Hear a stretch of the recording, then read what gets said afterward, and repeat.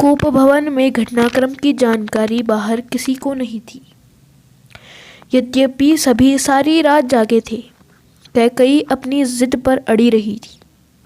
राजा दशरथ उन्हें समझाते हुए, नगरवासी राज्याभिषेक की तैयारी करते हुए, गुरु वशिष्ठ की आंखों में भी नींद नहीं थी। आखिर राम का अभिषेक था। दिन चढ़ते के साथ चहल पहल और बढ़ गई। हर व्यक्ति शुभ घड़ी की प्रतीक्षा में। महामंत्री सुमंत्र कुछ असहज थे। महर्षि के पास आए। दोनों ने महाराज के बारे में चर्चा की। पिछली शाम से किसी ने महाराज को नहीं देखा था। कुछ लोगों के लिए इसका कारण आयोजन की व्यस्तता थी। महर्षि ने सुमंत्र को राजभवन भेजा। समय तेजी से बीत रहा था। शुभ घड़ी निकट आ रही थी। सारी तैयारियां हो चुकी थी। केवल महाराज का आना शेष था। सुमंत्र तत्काल राजभवन पहुँचे। कैकई के महल की सीढ़ियां चढ़ते हुए सुमंत्र को एक अनजान डर ने घेर लिया। अंदर पहुँचे, देखा कि महाराजा पलंग पर पड़े हैं, बीमार, दीनहीन। सुमंत्र का मन भांपते हुए कैकई ने कहा, चिंता की कोई बात नहीं है मंत्रीवर। महाराज राज्याभिषेक के उत्साह में रात भर जागे हैं। वे बाहर निकलने से पूर्व राम से बात करना चाहते थे। कैसी बात? सुमंत्र ने पूछा। मैं नहीं जानती। अपने मन की बात वे राम को ही बताएंगे। आप उन्हें बुला लाइए। दशरथ ने बहुत क्षीण स्वर में राम को बुलाने की आज्ञा दी। सुमंत्र के मन में कई तरह की आशंकाएं थी, पर वे उन्हें टालते रहे। राम के निवास के बाहर भारी भीड़ थी। लक्ष्मण भी वहीं थे। भवन को सजाया गया था। उसकी चमक दमक देखने योग्य थी। सुमंत्र को देखकर कोलाहल बढ़ गया। लोगों के लिए यह एक संकेत था राज्याभिषेक के लिए राम को आमंत्रित करने का।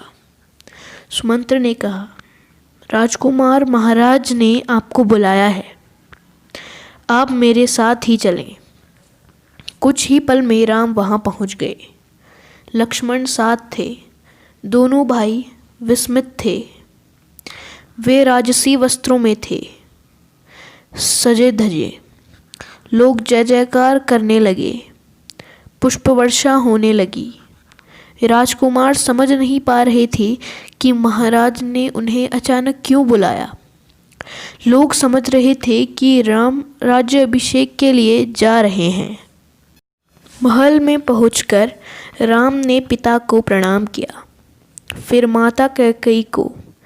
राम को देखते ही राजा दशरथ बेसुध हो गए। उनके मुंह से एक हल्की सी आवाज़ निकली, राम। उन्हें होश आया, तब भी वे कुछ बोल नहीं सके। थोड़ी देर तक चुप्पी रही। असहज सन्नाटा। कोई कुछ नहीं बोला तो राम ने पिता से पूछा, क्या मुझसे कोई अपराध हुआ है? कोई कुछ बोलता क्यों नहीं? आप ही बताइए माते। महाराज दशरथ ने मुझे एक बार 2 वरदान दिए थे।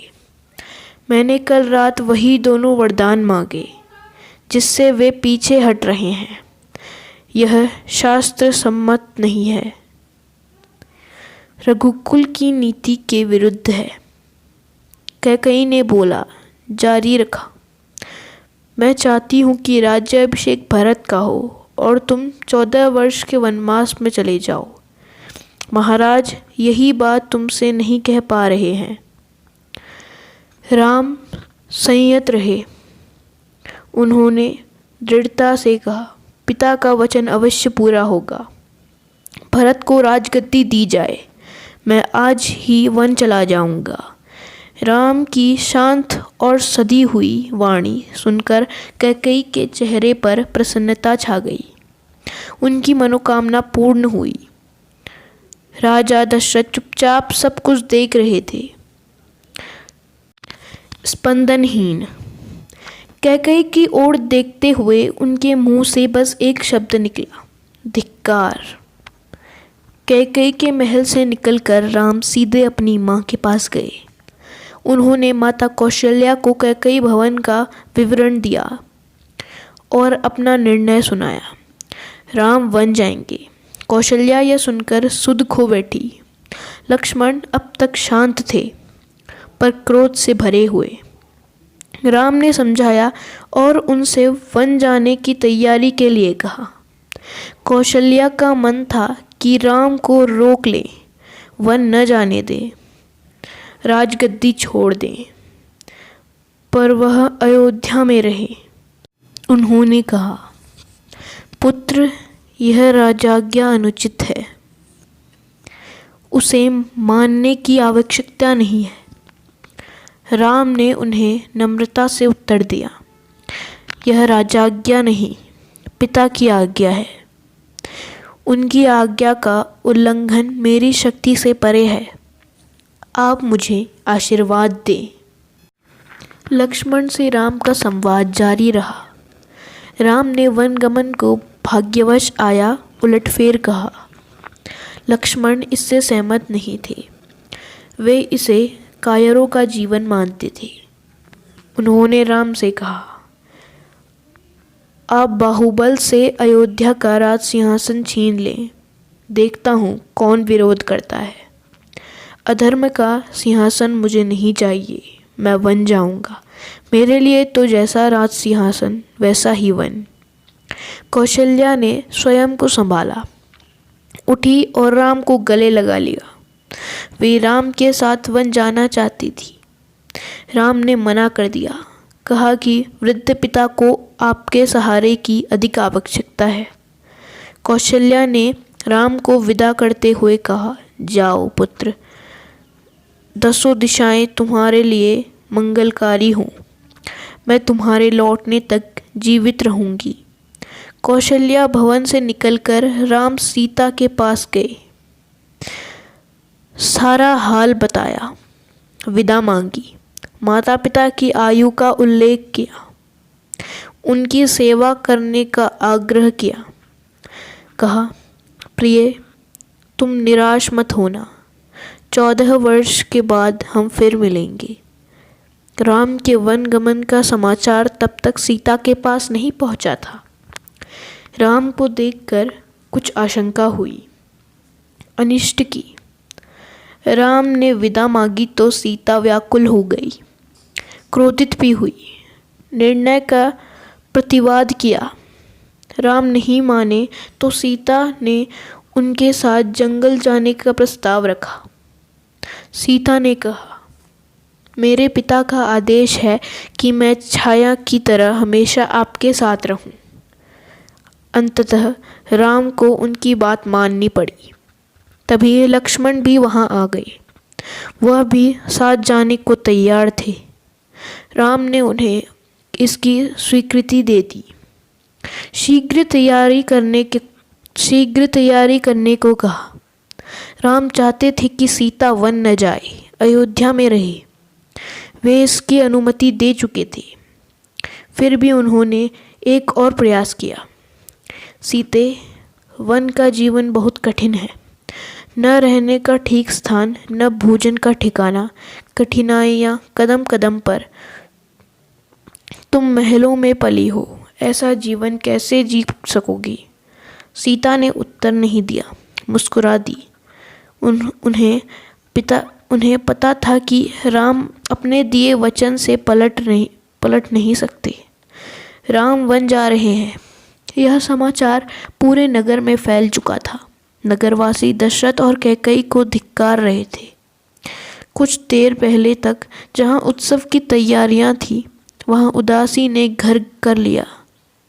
सड़कें गीली थी लोगों के आंसुओं से। सबकी इच्छा थी कि राम सीता वन न जाएं। वे उन्हें रोकना चाहते थे, पर बेबस थे। राम, सीता और लक्ष्मण जंगल जाने से पहले पिता का आशीर्वाद लेने गए। महाराज दशरथ दर्द से कराह रहे थे। तीनों रानियां वहीं थी, मंत्री आसपास थे। मंत्रीगण रानी कैकेयी को अब भी समझा रहे थे, क्षुब्ध थे। पर तर्क का साथ नहीं छोड़ना चाहते थे। ज्ञान, दर्शन, नीति, रीति, परंपरा सबका हवाला दिया। कैकई अड़ी रही। राम ने कक्ष में प्रवेश किया तो दशरथ में जीवन का संचार हुआ। वे उठकर बैठ गए। उन्होंने कहा, पुत्र, मेरी मति मारी गई है। मैं वचनबद्ध हूँ, ऐसा निर्णय करने के लिए विवश हूँ, पर तुम्हारे ऊपर कोई बंधन नहीं है। मुझे बंदी बना लो और राज संभालो। यह राज सिंहासन तुम्हारा है, केवल तुम्हारा। पिता के वचनों ने राम को झकझोर दिया। वे दुखी हो गए, पर उन्होंने नीति का साथ नहीं छोड़ा। आंतरिक पीड़ा आपको ऐसा कहने पर विवश कर रही है। मुझे राज्य का लोभ नहीं है, मैं ऐसा नहीं कर सकता। आप हमें आशीर्वाद देकर विदा करें। विदाई का दुख सहन करना कठिन है, इससे और न बढ़ाएं। इसी बीच रानी कैकेयी ने राम, लक्ष्मण और सीता को वल्कल वस्त्र दिए। राम ने राजसी वस्त्र उतार दिए, तपस्वियों के वस्त्र पहने।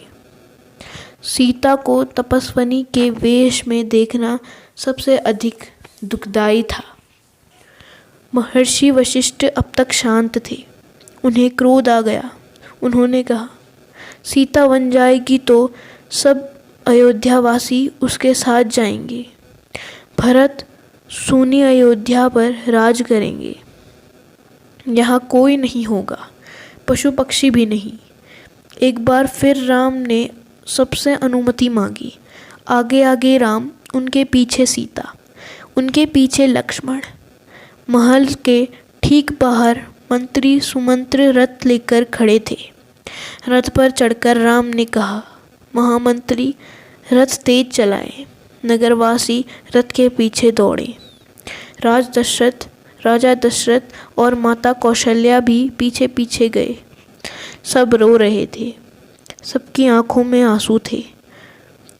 पुरुष, महिलाएं, बूढ़े, जवान, बच्चे मीलों तक नंगे पांव दौड़ते रहे। राम यह दृश्य देखकर विचलित हो गए, भावुक भी। उनसे यह देखा नहीं जा रहा था। उन्होंने सुमंत्र से रथ को और गति से हाँकने को कहा, ताकि लोग हार जाएं, थककर पीछे छूट जाएं, घर लौट जाएं। राजा दशरथ लगातार रथ की दिशा में नजरें गड़ाए खड़े रहे, जब तक रथ आंखों से ओझल नहीं हो गया। रथ दिखना बंद हुआ तो वे धरती पर गिर पड़े। रथ दिन भर दौड़ता रहा। वन अभी दूर था। तमसा नदी के तट पर पहुँचते पहुँचते शाम हो गई। वनवासियों ने रात वहीं बिताई। अगली सुबह वे दक्षिण दिशा की ओर चले। हरे भरे खेतों के बीच से गोमती नदी पार कर राम, सीता और लक्ष्मण सई नदी के तट पर पहुँचे। महाराज दशरथ के राज्य की सीमा वहीं समाप्त होती थी। राम ने मुड़कर अपनी जन्मभूमि को देखा, उसे प्रणाम किया, कहा, हे जननी, अब 14 वर्ष बाद ही तुम्हारे दर्शन कर सकूंगा। शाम होते होते वे गंगा के किनारे पहुंच गए। श्रृंगवेरपुर गांव में निषादराज गू ने उनका स्वागत किया। राम ने रात वहीं विश्राम किया। गुहराज के अतिथि के रूप में वन क्षेत्र आ गया था, नदी के उस पार। अगली सुबह राम ने महामंत्री को समझा बुझाकर वापस भेज दिया। दोनों राजकुमारों और सीता ने नाव से नदी पार की, समुद्र तट पर खड़े रहे, वनवासियों के उस पार उतरने तक। उसके बाद वे अयोध्या लौट आए। सुमंत्र का खाली रथ अयोध्या पहुंचा तो लोगों ने उसे घेर लिया। वे राम के बारे में जानना चाहते थे। सुमंत्र बिना कुछ बोले सीधे राजभवन गए। राजा दशरथ कौशल्या भवन में थे, बेचैन। सुमंत्र की प्रतीक्षा में। उन्होंने कहा, महामंत्री राम कहाँ है? सीता कैसी है? लक्ष्मण का क्या समाचार है? वे कहाँ रहते हैं? क्या खाते हैं? सुमंत्र की आंखों में आंसू थे। उन्होंने एक एक कर महाराज के सभी प्रश्नों का उत्तर दिया।